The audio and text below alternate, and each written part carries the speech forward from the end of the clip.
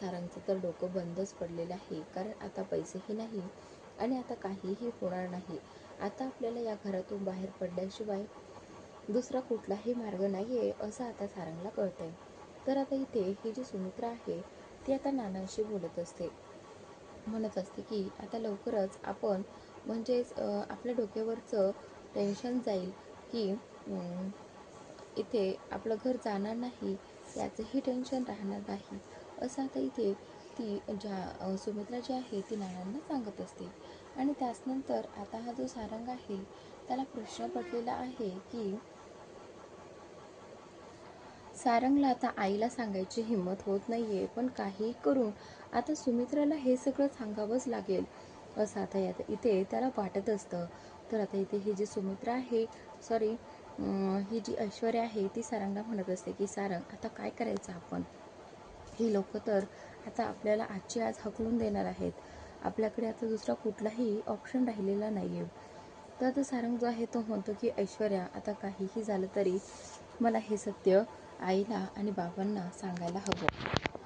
तर आता सारंग जो आहे तो म्हणतो की मी आत्ता जातो आणि आईला सगळं काही सांगून टाकतो, म्हणजे आपल्या डोक्यावरचं ओझं थोडंसं कमी होईल. तर त्याचनंतर आता ऐश्वर्या जी आहे ती म्हणते की सारंग ठीक आहे, तुम्ही आईशी बोलून बघा. आणि त्याचनंतर आता ही जी ऐश्वर्या आहे ती आता हे करते, ती आता म्हणत असते की आता लवकरात लवकर काहीतरी केलं पाहिजे, नाहीतर आपल्या हातात काहीच लागणार नाही आणि सगळं काही त्या जानकीच्याच हातात लागेल असं तिला वाटू लागतं. तर आता हा जो सारंग आहे तो सुमित्राकडे येतो आणि सुमित्राला म्हणू लागतो की आई मला ना तुझ्याशी बोलायचं आहे. तर आता आई जी आहे ती म्हणते की सारंग बोल ना, मला माहीत आहे तुला कशाबद्दल बोलायचं असेल. तर आता ती म्हणते की मला माहीत आहे तुला घराबद्दलच बोलायचं आहे. सारंग आपल्या घरात आपल्याला आणखीन जास्त दिवस राहण्याची मुदत मिळाली आहे ना असं ती म्हणते. तर आता सारंग जो आहे तो म्हणतो की नाही आई, आपल्याला लवकरच इथून जावं लागणार आहे आणि त्यासाठी मी तुला सांगायसाठी इथे आलो आहे. खरं तर आत्ताच ते दारावरती गुंड आले होते आणि पैसे मागत होते, पण माझ्याकडे एकही रुपया नाही आहे, मी कुठून देणार त्यांना पैसे.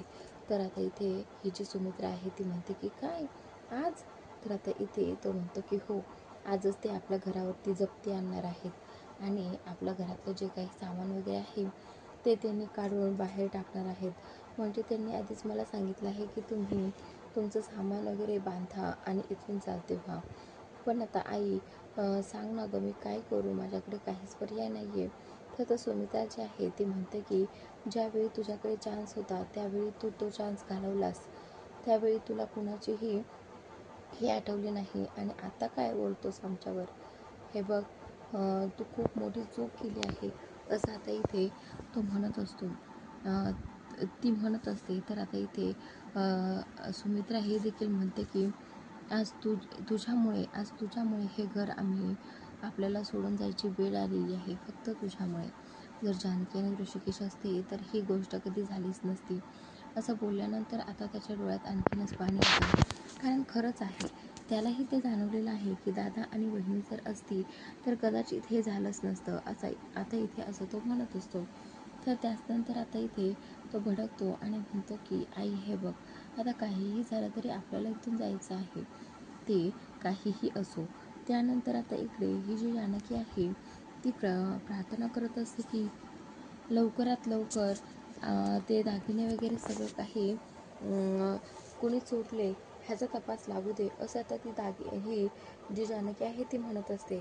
त्यानंतर आता ही जी ऐश्वर्या आहे ती ऐश्वर्या आता इथेच विचार करत असते की काय करावं म्हणजे आपलं घर वाचेल.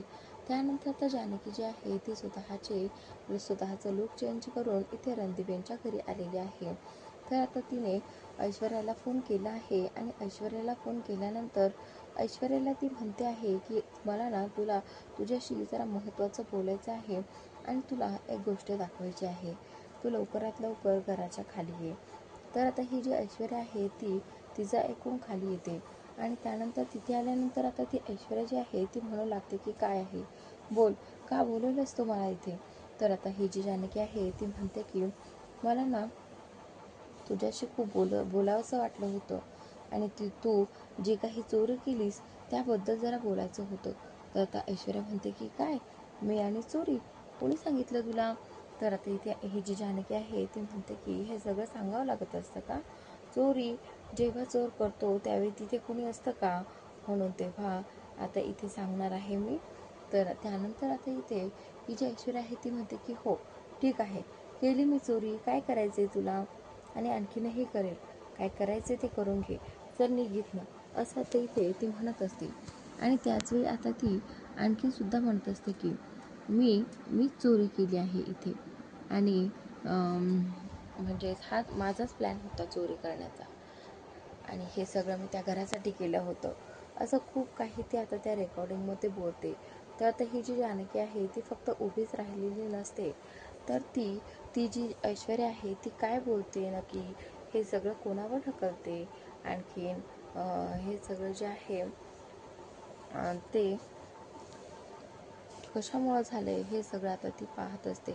आणि त्याचमुळे आता इथे ही जी ऐश्वर्या आहे ती बोलली आहे की मी सगळं काही केलं आहे, काय करायचे ते करून घे, आणि माझ्या डॅडींकडे खूप पैसा आहे, माझा डॅडी काहीही करू शकतो, तू जाग इथनं. तर त्यानंतर असं बोलल्यानंतर जानकीला तिचा राग येतो, आणि जानकी म्हणते की हे बघ ऐश्वर्या, तू ना आणखी सुद्धा तुझ्या याच्यात आहे, म्हणजे गुरमीत आहेस, पण लहान आणि मोठ्यांना हे चांगलं निरखलं पाहिजे, असं आता इथे जानकी म्हणत असते. आणि त्याचनंतर आता इथे तिला एक ऑफिसचं काम दिलेलं असतं, पण तिच्याच्याने ते देखील होत नसतं, असं आता ही ऐश्वर्या जी आहे ती अशी आहे. आणि त्याचनंतर आता इकडे जानकी जी आहे ती सयाजीराव काकांकडे आलेली आहे. आणि खरं तर सयाजीराव काका जानकीला तिथे पाहून खूप शॉक होतात, कारण त्यांना वाटतं की आज ही बाई इकडे कशी काय आली, म्हणजे ही तिचा रस्ता विसरली की काय, असं आता इथे तो म्हणत असतो. आणि त्यानंतर आता तो असंही म्हणतो की बोला इथे आज कसं काय. तर जानकी म्हणते की आहे एक काम, आणि तसंही तुमच्याच मुलीचं आहे. हां, त्यानंतर आता तो बोलतो की माझ्या मुलीचं, हां बोल काय झालं. तर त्यानंतर तर जानकी जी आहे ती सांगू लागते की तुमच्या मुलीने चोरी केली आहे. असं बोलल्यानंतर आता इथे तो सयाजीराव म्हणतो की नाही, माझी मुलगी असं कधीही वागणार नाही. तर त्यानंतर आता इथे ही जी ऐश्वर्या आहे तिच्यावरती पूर्ण विश्वास आहे सयाजीराव काकांचा. तर आता तो म्हणत असतो की नाही, माझी मुलगी चोरी करणार नाही. पण आता ही आहे जानकी आहे ती म्हणत असते की तुमच्याच मुलीने चोरी केली आहे, आणि यात आमच्याकडे खूप मोठा पुरावा आहे, असं आता इथे ते म्हणत असतात. आणि त्याचनंतर आता इथे जानकीने सयाजीराव काकांना आता चांगलंच भडकावलेलं आहे. म्हणजे सयाजीराव काका आत्तापर्यंत ऐश्वर्याची मदत करायचे, नेहमी तिला काय हवंय काय नकोय या सगळ्याचं ते सगळं पाहिजे, आणि म्हणूनच जानकी आता सयाजीराव काकाकडे आलेली आहे. तर जानकी जी आहे ती म्हणत असते की तुमच्या मुलीने आमच्या घराला पूर्ण बदलून टाकलं, तुमच्या मुलीने आमच्या घरात माणसं ठेवली नाहीत, आणि एक माणसं तोडत गेली, आणि एक नातंही तोडत गेली. आणि त्याचमुळे आता मी ठरवलं आहे की आता बस, आता खूप ऐकलं हिचं आणि खूप सहन केलं, आता इथून पुढे नाही. तर आता इथे ती म्हणत असते की मला ना हिचं काहीही ऐकून घ्यायचं नाही. आणि त्याचनंतर आता ती म्हणत असते की जानकी आता त्याला तो व्हिडिओ क्लिप दाखवू लागते. आणि आता ही जी व्हिडिओ क्लिप आहे ते ऐकून आता हा जो सयाजीराव आहे तोही खूप टेन्शनमध्ये येतो की काय करावं. ही जी आपली ऐश्वर्या आहे ती खूप काही बोलून गेली आहे, आणि आता हे सगळं लपवण्यासाठी पुन्हा काहीतरी करावं लागेल, असं आता इथे ते म्हणत असतात.